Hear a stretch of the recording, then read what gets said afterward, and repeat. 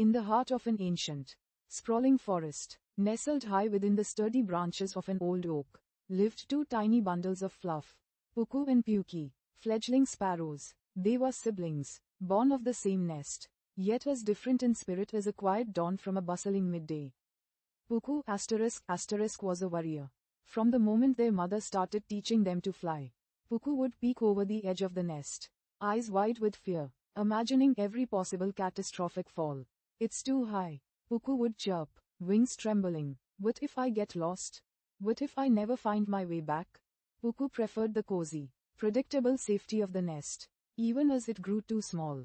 Puki, on the other hand, was a dreamer and a doer.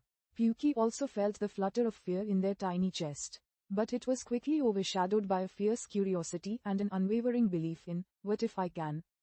Each time their mother demonstrated a flap or a glide, Puki would mimic it with gusto, falling sometimes, tumbling awkwardly, but always scrambling back up, ready for the next attempt.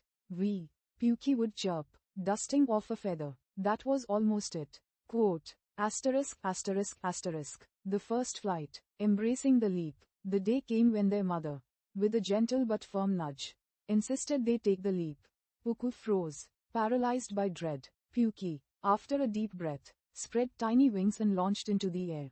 It wasn't graceful. Puki plummeted a few feet, then instinctively flapped, catching air, wobbling, and finally landing clumsily on a nearby branch. Puki chirped with triumph. Puku, seeing Puki's small victory, felt a pang of envy. But the fear remained stronger.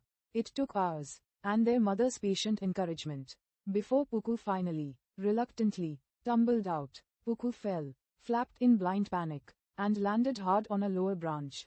Bruised and tearful. I told you, Puku cried. It's too dangerous. I'm staying here. Quote, Puki flew over, landing beside Puku. It's okay to fall, Puku. Puki chirped. The important thing is to try again. The sky is so big, and there are so many wonderful things to see. Quote, Puku watched Puki soar, hesitant at first, then trying again, and again, until Puku, too, could make short, wobbly flights. It was never easy for Puku, but Puki's infectious optimism and sheer joy in discovery slowly chipped away at Puku's fear. Finding food. The scarcity mindset vs. the abundance mindset. As they grew, life presented new challenges. Foraging for food was a daily task.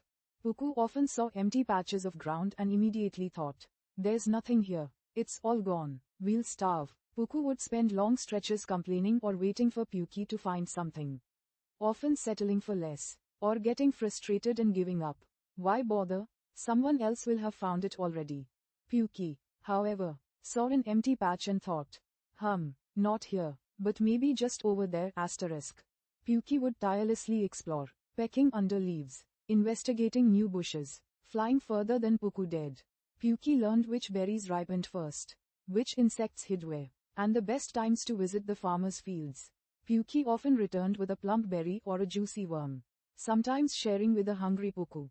Puki didn't always find food easily either, but Puki's response to scarcity was to increase effort and expand exploration, while Puku's was to contract and despair.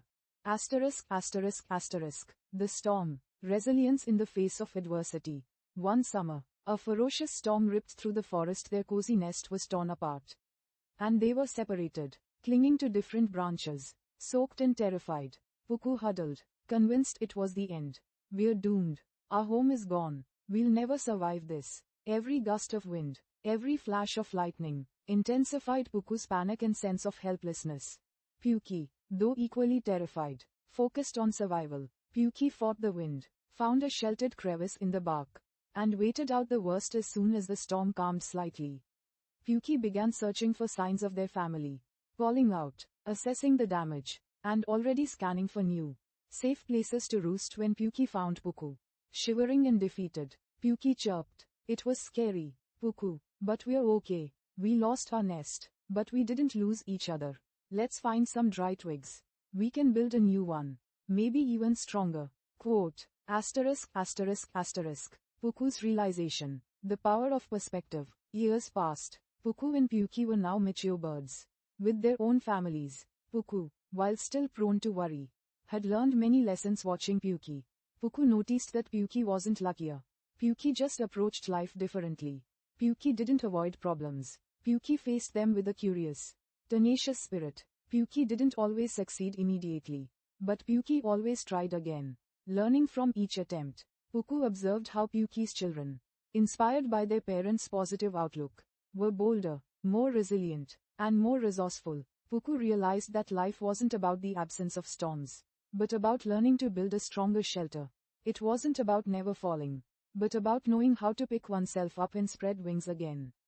One day, a young sparrow, new to the area, approached Puku, looking lost and distressed. "I can't find any good seeds," the sparrow chirped nervously.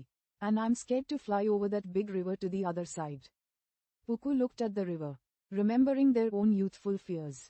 Then, Puku looked at the young sparrow's trembling wings, seeing a reflection of their younger self. A warm, unfamiliar sense of strength bloomed within Puku's chest. "Don't worry," Puku chirped, a calm, steady note in their voice. "The river looks wide, but it's just a little farther than you think. And there are always seeds. Sometimes you just have to look a little harder. Or try a different path. I'll show you." And with that, Puku led the way, not with blind optimism, but with the quiet wisdom of countless falls, countless searches, and countless rebuilds. Puku had finally learned that life's greatest teachings aren't found in avoiding challenges, but in finding the courage to meet them, to learn from them, and to keep flying, one flap at a time. The world was still full of challenges, but now, Puku saw them as opportunities for flight, not just reasons to stay in the nest.